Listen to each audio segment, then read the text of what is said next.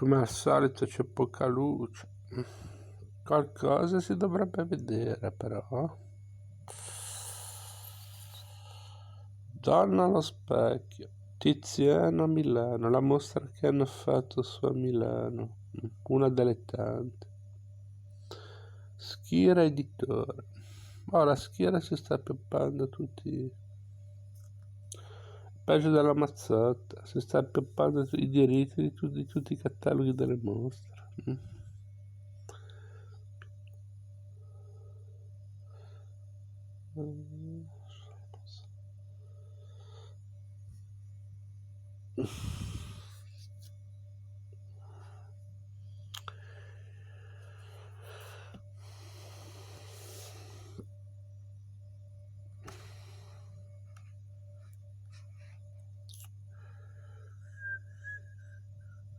(2010) Valeria Merlini, Daniela Storti. Gli autori per i testi, Schira editore, 2010.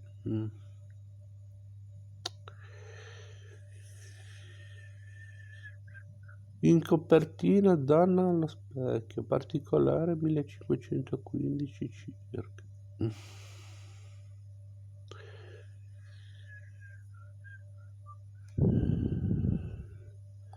Te parte Ercolare.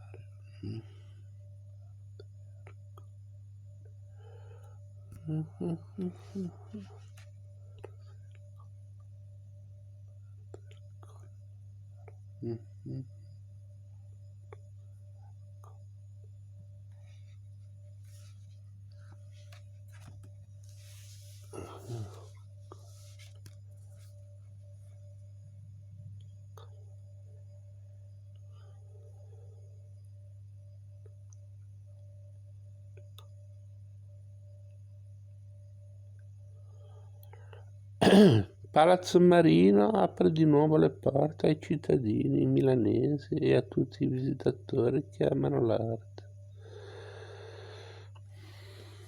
Che non si vede proprio niente. Adesso lo faccio un po' meglio. Non so cosa vedrete voi lì. Qui sembra di essere nei Ben Valpadana. Dopo il successo dello straordinario dipinto alla conversione di Saulo di Caravaggio della collezione Descalchi del 2008 e del San Giovanni Battista di Leonardo del Museo del Louvre nel 2009, quest'anno l'esposizione è dedicata a Tiziano, la donna allo specchio, dipinta da un giovane Tiziano Bocelli intorno al 1515. È un'opera ai vertici della sua produzione per raffinatezza compositiva ed eleganza cromatica. Una figura che rimanda al Rinascimento per la simbologia rivolta alla centralità della persona. L'intimità di questa scena di vita domestica offre un'immagine di donna assoluta e al di fuori del tempo. Una bellezza emblematica e consapevole, ma anche un magico spunto introspettivo che, favorito dal contrapporsi delle visioni specchiate, genera un'idea di femminilità a tutto tondo incredibilmente moderna. Secondo una consuetudine ormai ampiamente collaudata, l'esposizione nuovamente ospitata nella Sala Alessi intende valorizzare il dipinto in senso monografico, fornendo al visitatore uno spettro diversificato di punti di vista allo scopo di arricchire la percezione dell'ambiente culturale che generò quest'opera straordinaria e il fascino del suo autore, che fu profondamente legato a Milano.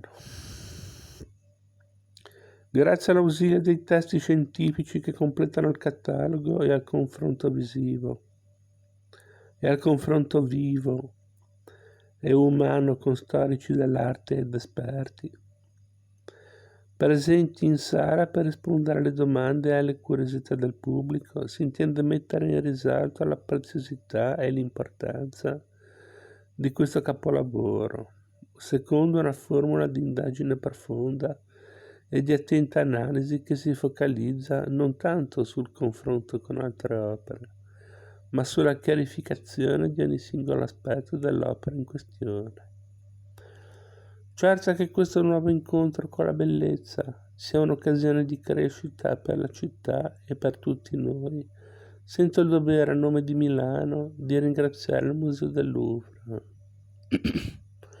che anche quest'anno ci ha onorato della sua fiducia, e Deni, che sostiene e produce questo evento, opportunità aperte e gratuite di fruizione della grande arte nel mondo. Letizia Moratti, sindaco di Milano. Immagino che ci saranno altri interventi. Infatti, l'esposizione del dipinto Donna allo specchio di Tiziano Bocelli, visibile presso la sala Ulisse di Palazzo Marino, rende omaggio a un grande maestro della storia dell'arte e della pittura veneziana del Cinquecento. Con questa mostra si rinnova il sodalizio tra il Comune di Milano e l'ENI in favore della valorizzazione dell'arte italiana, iniziata nel 2008 con l'esposizione della Palo Descalchi di Caravaggio e proseguito lo scorso anno con il San Giovanni Battista di Leonardo da Vinci. Entrambe le esposizioni hanno riscosso un grande favore di pubblico e di critica. L'occasione di trovarsi a contatto diretto con l'arte di Tiziano attraverso un solo dipinto di raffinata qualità tecnica e di grande interesse scientifico, proveniente dal prestigioso Museo del Louvre, è preziosa sia per i cittadini di Milano che per tutti i visitatori italiani e stranieri. Un ringraziamento particolare all'amministrazione comunale, all'ENI e al minuzioso lavoro scientifico delle curatrici, che ci avvicina a uno degli artisti più importanti del nostro Rinascimento, testimone del genio italiano nel panorama culturale europeo. Sono certo che anche la donna allo specchio di Tiziano, come già le altre opere esposte in precedenza a Palazzo Marino, grazie alla felice formula di collaborazione pubblico-privato, saprà suscitare l'interesse e la curiosità e la sensibilità di chi andrà ad ammirarla, restituendo un grande successo alla mostra.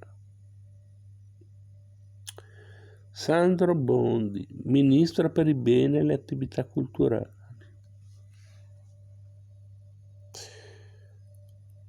Poi, qui c'è un intervento di Henri Loiret, presidente e direttore del Museo del Louvre.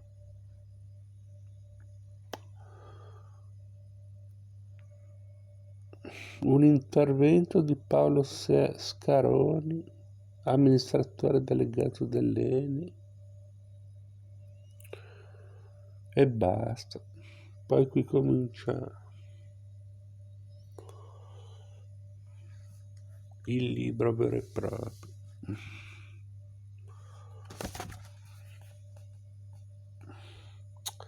C'è una luce pietosa.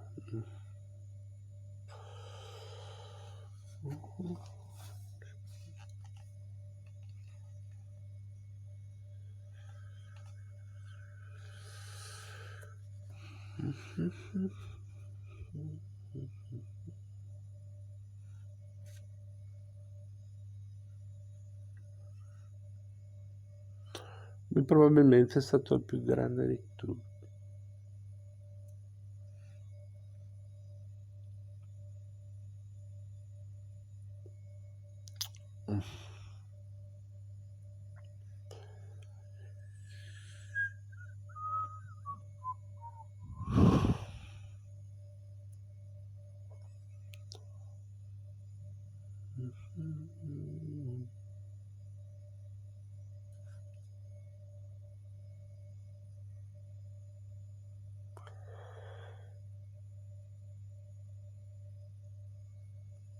Oh, Tiziano, dove siete, mo? A Bruno Vergano, instancabile uomo d'amore.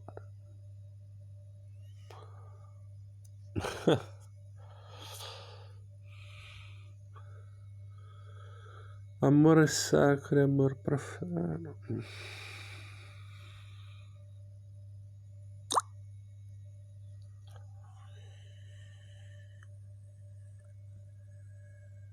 Non si vede un H.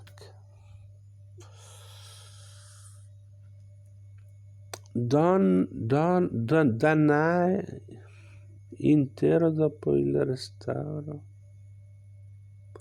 e radiografia Napoli, Galleria Nazionale di Capodimonte.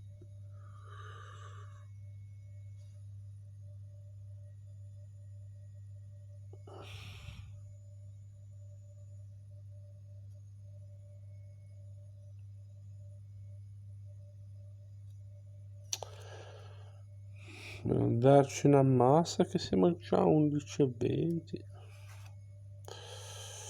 Purtroppo c'è questa clausola della Vodafone di YouTube che non mi accettano video più lunghi di 15 minuti. Questa cosa non l'abbiamo capita, ma va bene. Una delle tante cose che non abbiamo capito.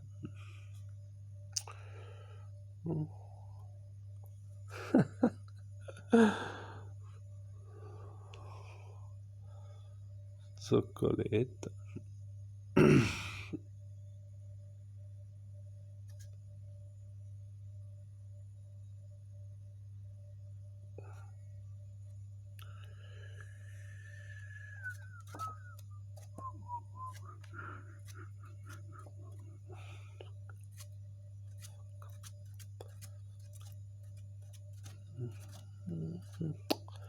Insomma, ci ritorneremo su questo libro perché ne vale la pena.